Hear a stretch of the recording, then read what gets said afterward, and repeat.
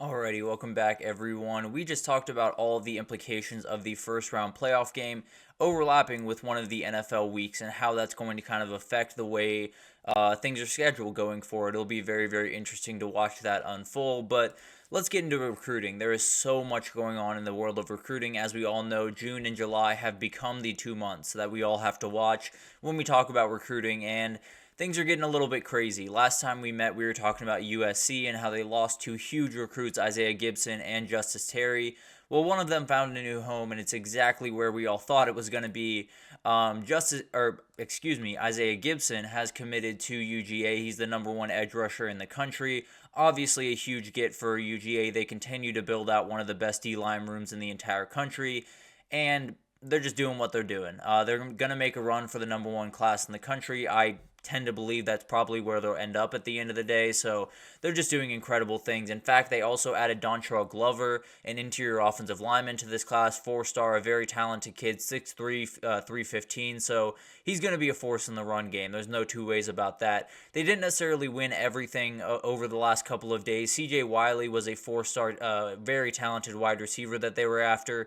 He went to Florida State, which was a huge surprise to pretty much everyone that was following this one. I thought it was going to be either Georgia or LSU, and in fact, I was leaning Georgia, so definitely will be one to watch down the stretch if he does flip from FSU to Georgia, but as of right now, he is a Seminole, and that was a very, very interesting thing that happened yesterday. But the other team I want to kind of zero in on here for a second is Oklahoma. They did a ton of really, really good work on the trail recently. They're picking up dudes in the 25 and 26 class recently. So I want to talk about the guy on the screen first, though, Emmanuel Choice. He's a very, very talented kid out of Lancaster High School, number 9 wide receiver in Texas. Just an absolute speedster. When you add him next to Marcus Harris, this is becoming a very, very good wide receiver class for the Sooners. It's just remarkable what they've been able to do, even over the last couple of weeks at that position. And then you had CJ Nixon, who is a 5-star athlete. They added him to the class, kind of a Nick Harbor type guy. It's someone I absolutely love on South Carolina.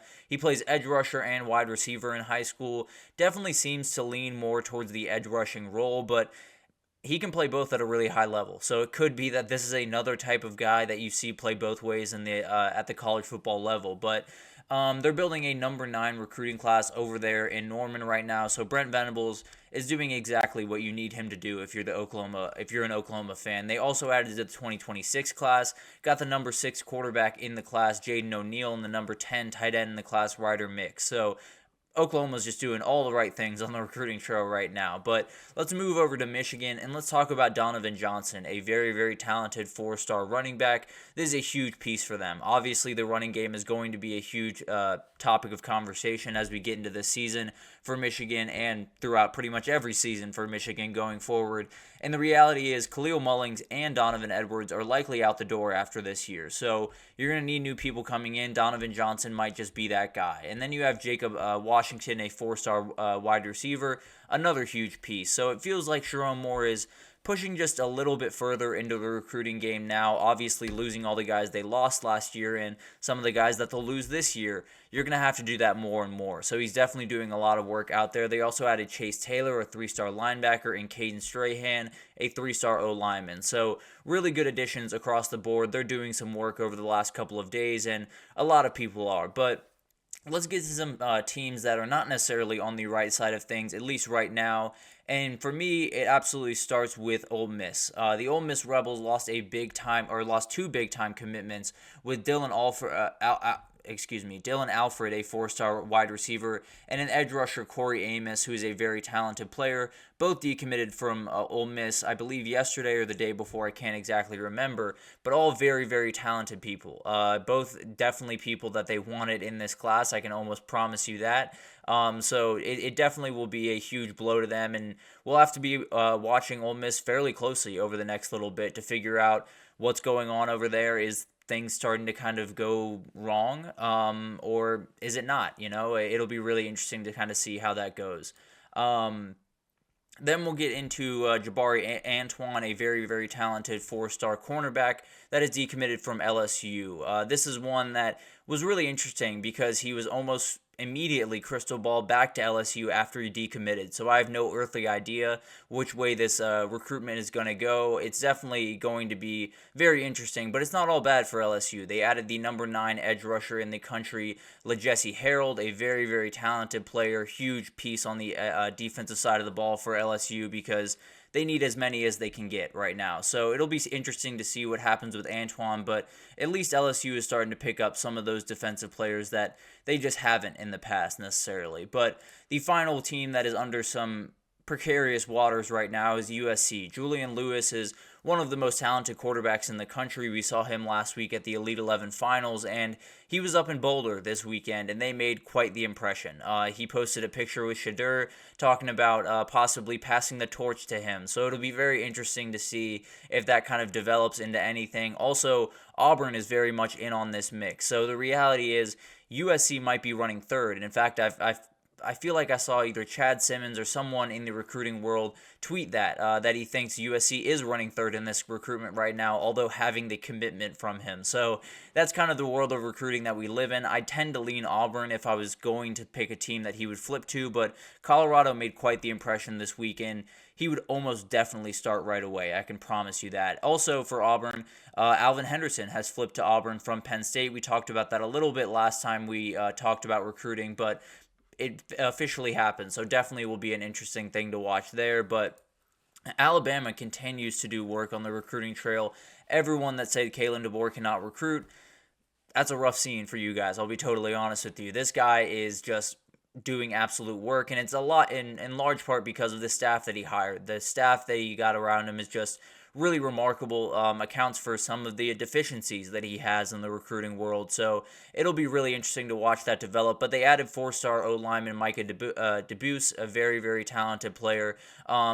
They've just been adding, I think they've added 7 guys since Keelan Russell flipped from SMU to Bama. So it's going to keep happening. They're going to pick up some more guys, and they're going to have one of the top 5 classes in the entire country. I believe they're sitting at number 3 or number 2 right now, but it's going to keep climbing, or, it's going to be right around that top tier towards the end of this, no doubt about that.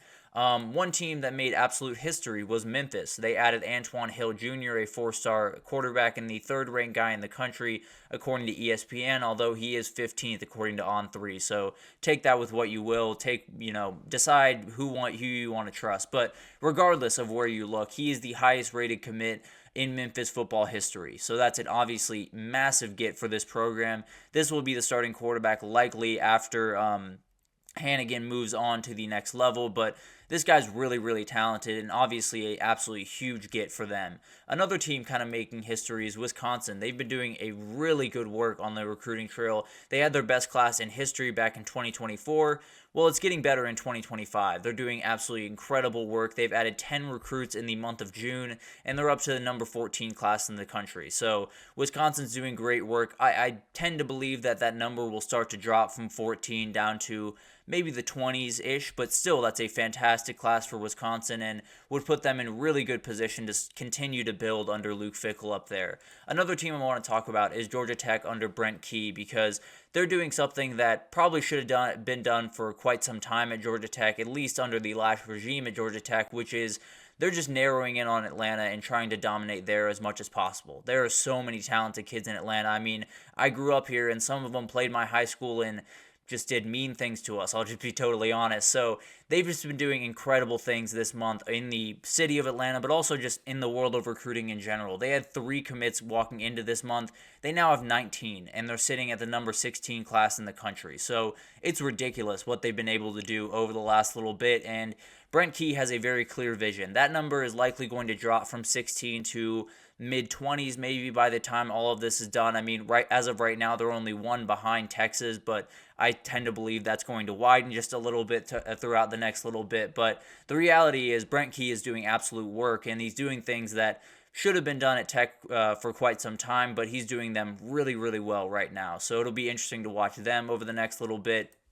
Colorado picked up a huge O-line commit with interior offensive lineman Chauncey Gooden, a very talented interior offensive lineman. This guy absolutely is something that Colorado needs, and something I've noticed kind of in the portal / high school recruiting of Dion is O-line seems to be the one high school position that he's prioritizing the most. And I think that's likely the right way to go about business because it's so hard to fit five guys together as one unit on the offensive line. And it'll be interesting to see, him added to Jordan Seaton, added to maybe some other guys they've added in the last couple of classes.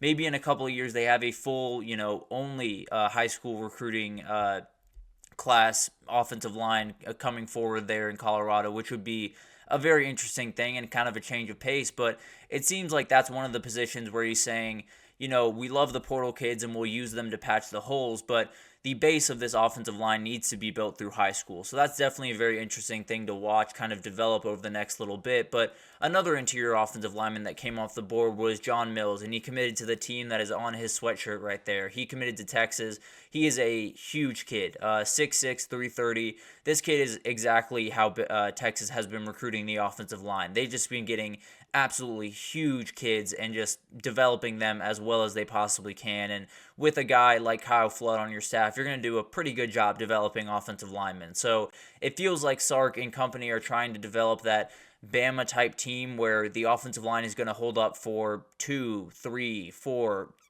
10 seconds. They're going to do incredible things and give that quarterback plenty of time. And if they can do that, no matter who's back there at quarterback, they're going to be able to execute that offense for Steve Sarkisian just at a ridiculous clip, the same way that Mac Jones did in 2020. So it'll be interesting to watch that develop and if John Mills is a part of that offensive line once that team comes around, hypothetically.